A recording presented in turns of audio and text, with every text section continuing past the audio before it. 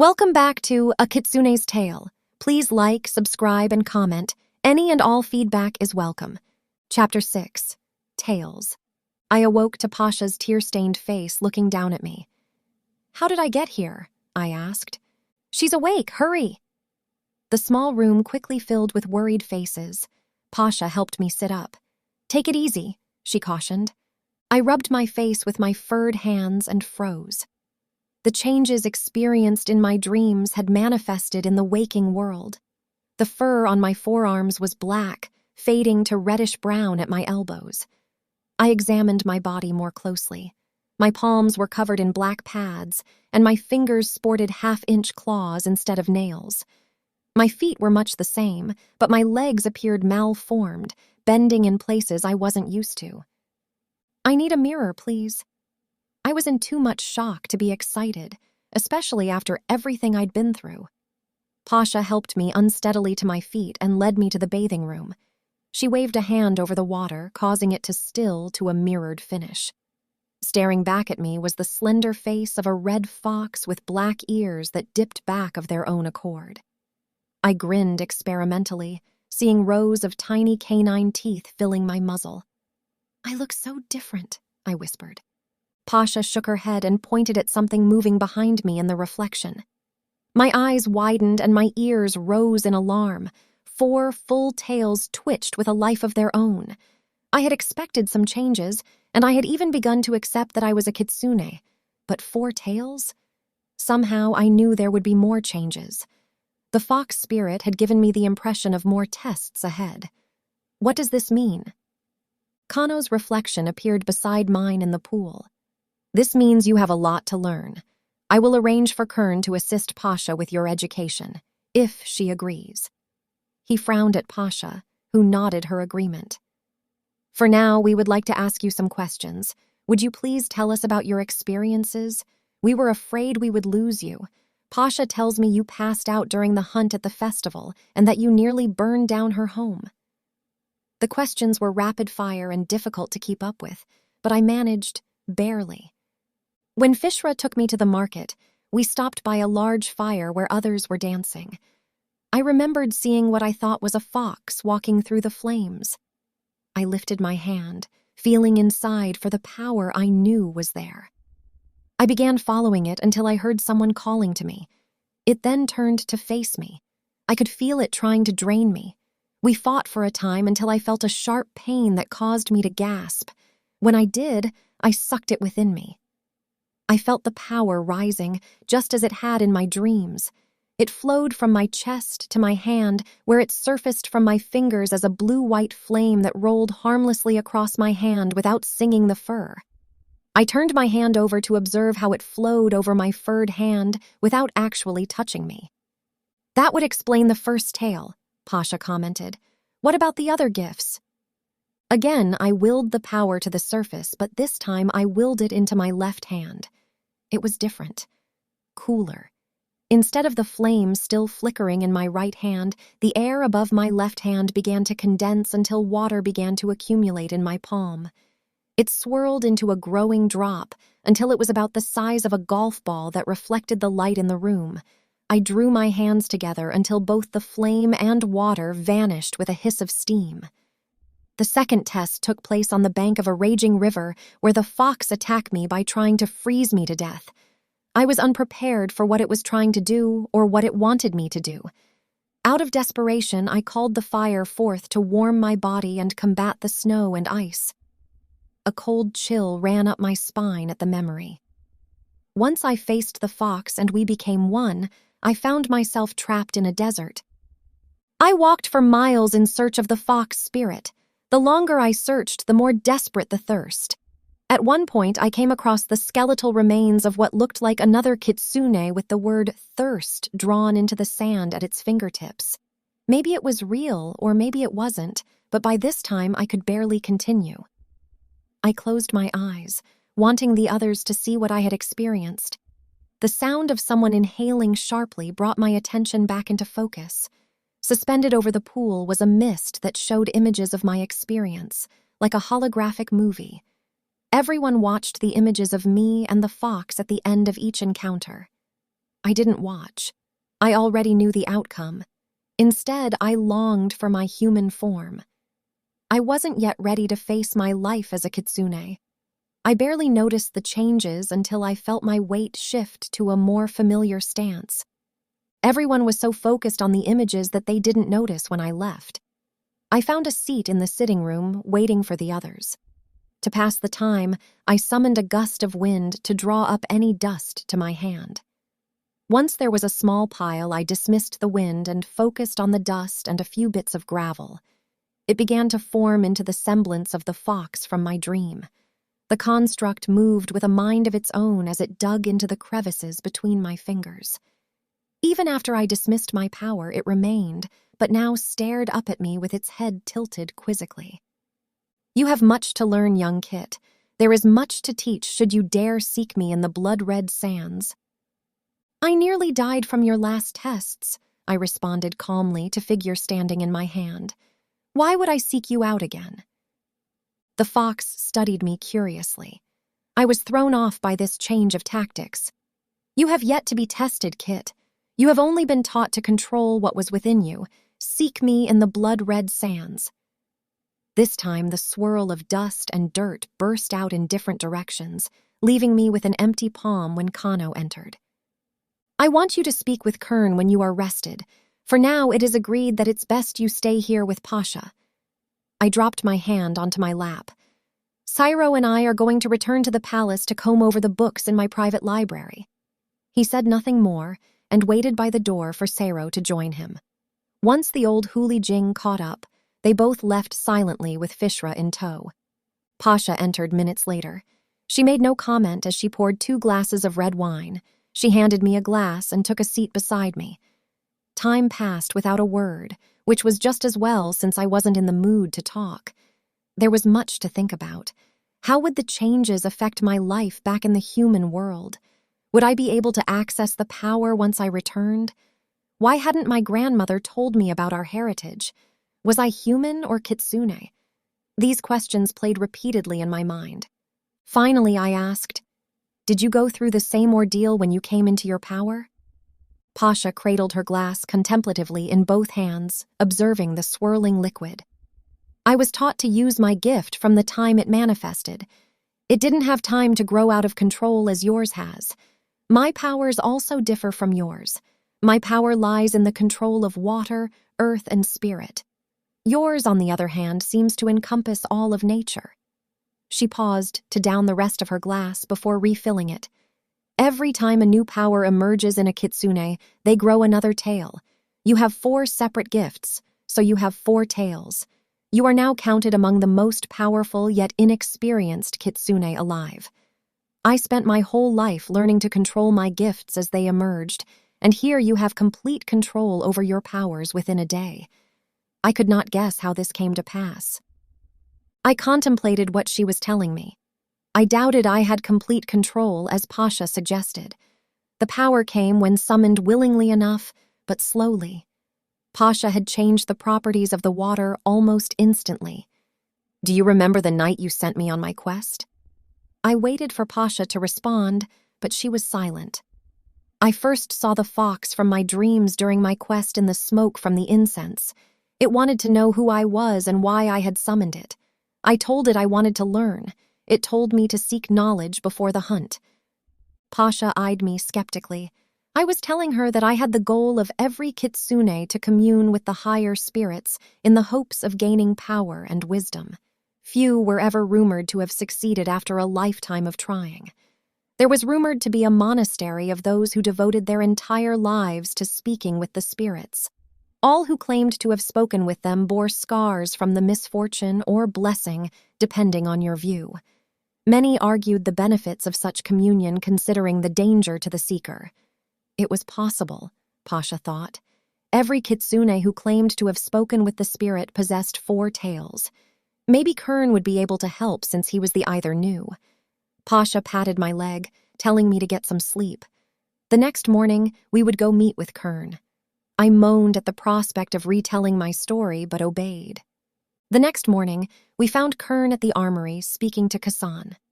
I still wore the dirty pastel robe from the night before, unable to bathe before we left just before the sunrise. The two masters ignored us while we waited patiently outside the door. When they finished their conversation, I went up to Kitsune to apologize for not showing up for work as he had expected. The Bakaneko patted me on the shoulder, telling me he would expect me at Kern's discretion before returning to his forge. Kern led us out the back of the armory and across a field of high grass to a white marble temple. At the door, he held his hand up to the lock and it swung open. Pasha and I followed him into an empty room with torches set into the walls at different intervals. This is a place for masters to teach their kits. We will have privacy from prying eyes as long as we remain here. Only one of equal or greater power may enter until we leave. Kern crossed to the opposite side of the room away from Pasha and me.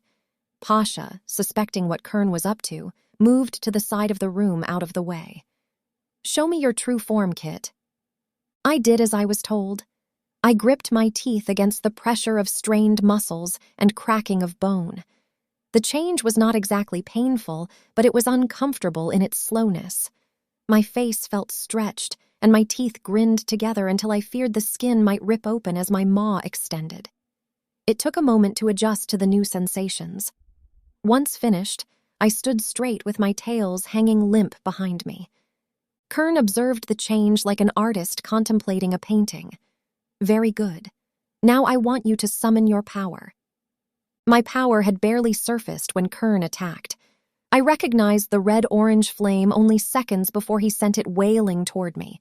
I barely managed to erect a wall of moisture to shield against it. The attack was unexpected and caught me off guard. I struggled to hold my own against the experienced Kitsune, but I could feel my control slipping. I refused to be beaten after the ordeal the night before.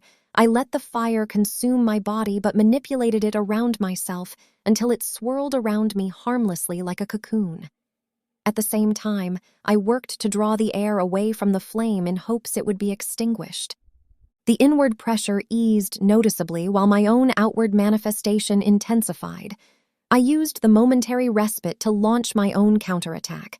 I worked hurriedly to draw all the moisture out of the air I had collected and throw it back at Kern in the form of ice was more taxing than I expected. The expression of shock on Kern's face registered briefly as he erected a wall of marble from the floor at the last second. Most of the ice shattered against it, but some managed to embed themselves like arrows in the stone. "Stop!" Kern waited for me to relax my control before stepping into the opening. "That was very good, Kit. I would not have guessed you would retaliate against my assault, and so artfully done, too. But did you think or react?" My power faltered as I thought about the question. "I thought so. You were only reacting to a threat. I must applaud your use of the elements around you. You have done better than any novice I have encountered before you. How did you know to draw the moisture from the air as you did?" I allowed my remaining power to rest, seeing no need to hold it now. We learn the properties of different elements in my world. I knew fire could not exist without air, so I tried to deprive you of it. I also knew that air has water of varying amounts within it. I tilted my head up in defiance. Had I had time to think about it, I would have separated the oxygen from the air, so both you and the flame would have suffocated. Therein lies the necessity to think and plan at the first chance your opponent gives you. Kern used his power to erect a marble seat from the stone floor. "From this point on, you are to meet me here for training after you are done working with Kitsune in the mornings. When I am not instructing you, I want you to practice what you have learned in the safe confines of this room. Think of different ways to use your power." I stood silently, listening to his instructions. I was already formulating ways to use my environment. "For now, I want you to hide 2 of your tails. It will keep you from drawing attention you do not need." It was one thing to change from one form to another, but to alter each individual aspect of my appearance was another matter. It's simpler than you might think. All you must do is consciously suppress at least 2 of your gifts. It will not diminish them, and they will surface just as easily as before. It is much like hiding a secret you do not want anyone to know. I tried as he suggested, and 2 of my tails vanished. They were still there, I could feel them, but neither were visible. I thought you would question me about the fox." Kern smiled at this. "I know all too well the challenges of the spirits. Our tests may differ somewhat, but they are still tests of our ability to summon our gifts. You appear to have fared better than others and myself. You are the only one I have yet to see who is not outwardly scarred from the ordeal." He opened his tunic to reveal the scarred torso beneath. I lapsed into my routine of working with Kitsune at the forge in the mornings. When I tried to use my power to fuel the forge, he stopped me. From that moment, he forbade the use of my gift to accomplish tasks. He reasoned that I needed to develop a strong body at the same time I learned magic. Without the endurance I gained through hard work, the more likely I would falter when I could not afford to fail. I did not question him. I met Kern in the afternoons at the monastery for hours of tedious exercises that left me just as tired mentally as Kitsune left my body. Shielding is the single most important part of combat. Anyone can inflict pain to varying degrees, but it will do you no good if you can't defend against it. Kern would circle me and constantly probe at the energy encasing me. Each time he found a weakness, he lanced my body with pain. "Concentrate! We will be at this until you get it right." I struggled to block the pain. In the beginning, Kern instructed me to imagine a small ball of energy within my gut. "Feed it with all the power you have. Fill it until it can't hold any more, then feed it more. Let it expand until you are standing within it." I did as he instructed. I was rewarded by a translucent red bubble around me. Kern studied it carefully, nodding approval. "Not bad for your first time, Kit. The color of your shield betrays your feelings. Red is for rage, lust, passion, and love. You do not want to give away your emotional state to your opponent. You want your foe to see as little as possible, or better yet, nothing." I watched the almost clear shield form around Kern. I could make out brief streaks of color, but they were like shooting stars, brief and brilliant. At first I tried to imagine my shield to be the color of water. It worked to change the color slightly and was my first experience of a sharp, shooting pain. You leave yourself weak by using only one element. Do better. The pain continued until I added other elements one by one. The pain subsided, but it returned to red, but darker this time. "You are allowing anger to control you. Calm down. Anger prevents clear thought. You must never allow anger to rule reason." By the end of the session, I panted from the exertion. The pain came less frequently now, but the color only changed in varying degrees of shade. I visited the market after my time with Kern to see Pasha. She was a wealth of information for explaining ways of improving on what Kern was teaching me. Kern is right. He is also wrong. Male energy manifests differently from a female. While a male is aggressive and strong, a woman's is passive and circumvents. Women are emotional creatures by design. We must be in order to give life, to nurture it, to make it strong. If you can't control your emotions, then hide them. Show me what you have so far. I reformed the shield as Kern had instructed me. Pasha circled me in the same way Kern had, but only studied me. "Not bad for your first try. I want you to imagine it spinning around you. Good, good." I did what I was told. It started to rotate slowly at first. Faster. The shield Kern showed you is typical of a male technique. It is designed to absorb brute force. When your shield turns, it allows it to deflect attacks rather than simply absorb them. The shield moved faster. The reddish color diminished the faster it spun. Doing it this way will also take less energy on your part. You can of course fuel more power into it as needed, but it does not have to be a constant feeding. The less time you have to spend maintaining your shield, the more power you have to attack. I spent the rest of the evening working on my shield in my room at the palace. By the time I stopped, I was barely able to stand long enough to shower. I was asleep before my head hit the pillow. Kitsune led me to the back of the forge the next day. He handed me a sword and showed me how to strike and recover using a wooden dummy. I swung the sword awkwardly as he had demonstrated. The method was simple enough.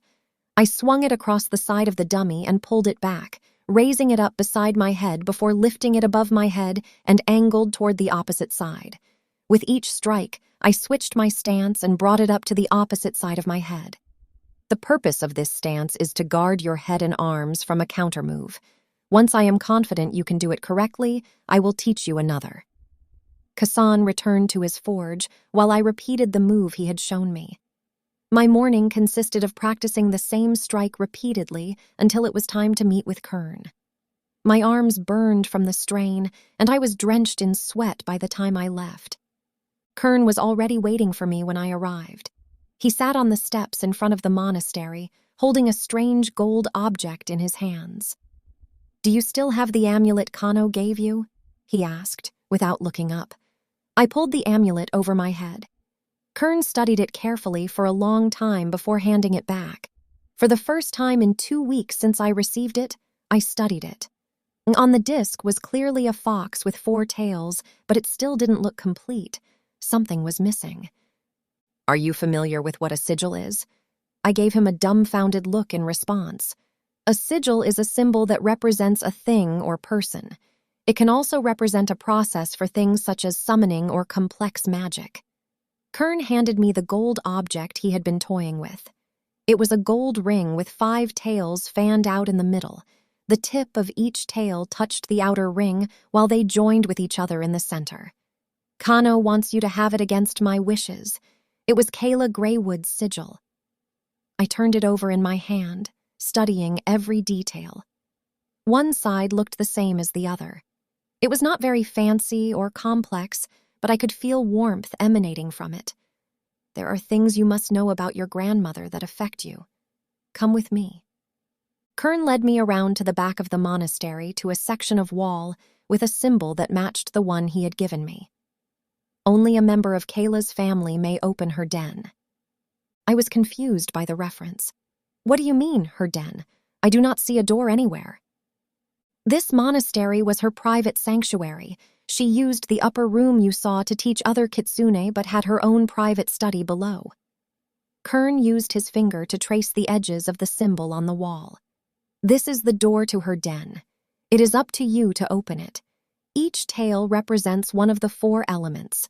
The 5th represents the spirit, which is Kayla, and, as her descendant, you." I placed my hand on the center of the symbol. As soon as I made contact, I felt my powers being drawn forth all at once. I marveled at what happened next. Each of the tails took on the characteristics unique to each element. The one for fire glowed with the same blue-white of my fire. The water flowed and swirled. Roots began to twine around the earth tail while the wind churned and wavered. The topmost tail flared briefly, leaving me seeing spots even after it died away. The disc began to turn slowly, and the tails withdrew into the bordering ring to leave a dark, gaping hole where there had once been a solid marble wall. I stepped carefully inside, followed closely by Kern. Once inside, the door grated shut behind us, casting the hall into total darkness. "Behind me," he said. "You will have to provide light. My power does not work here." I coaxed a small ball of fire into my palm. To my right was a torch set into the wall. I touched the fire to it, and it flared to life along with dozens of others leading down the hall and into a chamber in the distance in rapid succession. I released my hold on the flame, and it winked out of existence.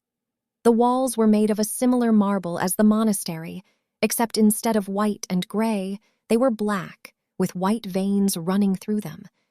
In the chamber below were all kinds of statues. Some were of the races within the Alliance, while others were completely alien to me. The room was unlike anything I could ever imagine. The statues ringed the wall, holding up the ceiling like those in the palace. A stone pool filled with black liquid was centered in the middle of the room. Above it floated a bright blue flame that was the only source of light in the center of the chamber. Roots grew around the stone pool like some strange Celtic artwork out of a Highlander movie. All around were colorful pillows lining the walls. 2 doorways led off from the room in opposite directions to both my right and left. I left Kern studying the outer chamber while I decided to explore the others. I chose the one on the right for no reason other than it was closer. The moment I walked through the door, light from a symbol in the middle of the room appeared. I stood back to study the odd design. It looked like a 5-pointed star with each point extending to the wall. The blue glow from the symbols was enough to cast an eerie light throughout. I will have to ask Kern about the symbol, I thought. I left, and the light faded away, leaving the room dark once again. The other turned out to be a library to rival any I had seen so far. The light came from a blue flame held in the palm of a kitsune statue within the center of the room. The creature seemed to be kneeling with its head bowing toward an ornately carved wooden chair. The hands were outstretched as though offering the light up as a gift. The shelves reached up to the ceiling high above my head, laden with all sorts of dust-covered, hardbound books. I took the time to scan the titles on my way across to another opening in the back. Many of the titles were worn off the leather binding from years of wear. The library was huge. My entire suite at the palace would easily fit into the expanse. The next chamber was obviously living quarters, large enough to accommodate the grand bed located to the right. To my left were 2 wooden closets with double doors and a small dresser between them. Farther to the right were more shelves laden with rolled parchments and what looked like the skull from my desert trial. Directly across from the library door was what could only be the bathing room. A quick inspection proved my suspicions. The space was similar to Pasha's, but on a grander scale. It had become overgrown from years of disuse, and the water running into the pool from the waterfall produced a cool draft. Curiosity led me to the skull lying on the shelf next to an assortment of rolled scrolls. I nearly fell backward when I tried to lift the skull, and the bookshelf swung outward to reveal another dark tunnel. I peered into the black tunnel carefully.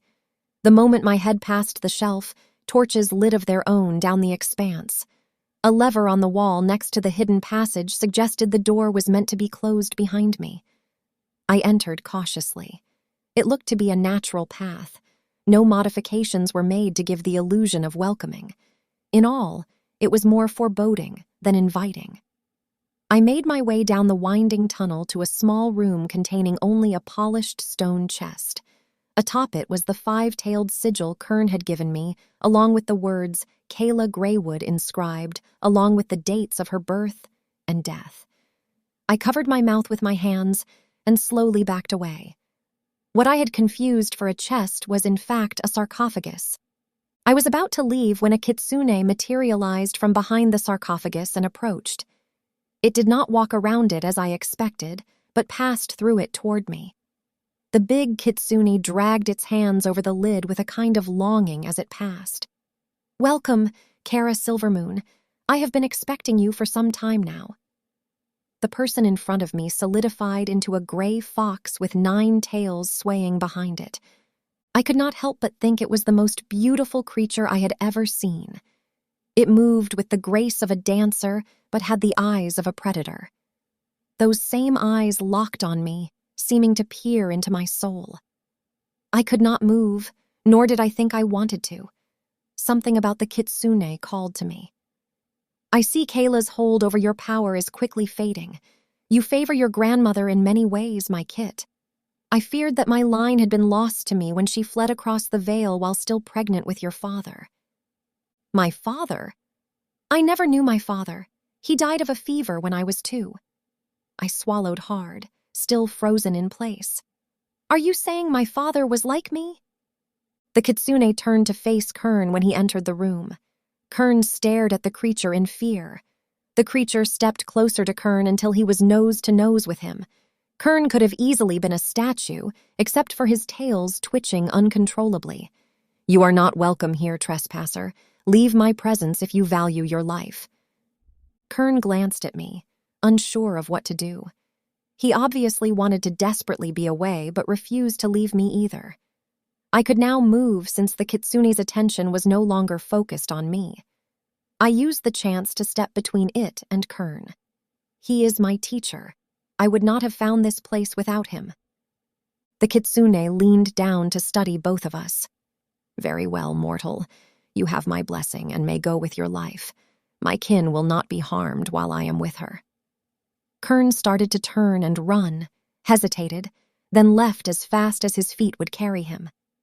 I found myself once again alone with the creature. "You may call me Shon, Kit. The mortal Kitsune worship and fear me, as you can see from your teacher's actions." "You said my father was your son?" Shon turned to Kayla's sarcophagus longingly. Kayla called out to me during her rite of passage to gain her 6th tail. I found her mortally injured. She was no more than a broken toy when I visited her. No Kitsune in 3,000 years had attempted the rite and thus drew my attention. Shon waved his hand as if to banish a memory. "Walk with me, Kit, and I will explain everything." I followed him to the outer chamber, where he motioned for me to sit on the colored pillows as he did. I transported her here where I left her whole and sleeping. I was pushed to the limits of my powers in the act of healing her. I so longed to see the Kitsune restored to their former power that I vested everything I could in her so that she might pass the rite when she attempted it again. She never tried again, despite my urging. I spent months with Kayla, teaching her all that I could. During that time, I discovered she was with child. She had been with child at the time I found her. It seems in my vesting of power, I passed part of my essence to the offspring, which changed him beyond what would usually be normal. My mind filled with questions I desperately wanted to ask. Shon obviously realized this and halted the impending barrage of questions. "Your father was sired by a Hulijing. I do not know who his sire would have been. Kayla never would tell me. Beyond what others might think, I am not a god. I am ancient beyond counting, but I am all that remains of who we once were. The stronger a Kitsune becomes, the longer they live. Once power awakens in us, it begins to change what we are. As a 5-tail, your grandmother would live for nearly 100 years. If she had obtained her 6th, she would have become immune to disease. 6-tailed Kitsune are stronger in more ways, such as not having the common ailments of others, like fevers." Shon continued to explain the differences in the different Kitsune in relation to their tails. Those with 7 tails did not succumb to broken bones or torn ligaments. They were even stronger physically than normal Kitsune. 8-tailed Kitsune gained the power over the mind. They were able to control the minds of other creatures around them for better or worse. Those like Shon could heal any wound that did not instantly kill. Nor could they be harmed by normal means such as stabbing or falling. Their wounds healed almost as quickly as they were inflicted. A 9-tailed Kitsune could only be killed by the loss of its head or a heart pierced with enchanted silver. Due to their immunity to any other ailments, they were able to live unnatural lives. "We may, of course, decide to cease to exist if we choose," he said at last. "I fear what will become of my soul should I die, so I choose to exist until such a time as I die of age. I would welcome someone such as you to share my knowledge and wisdom with.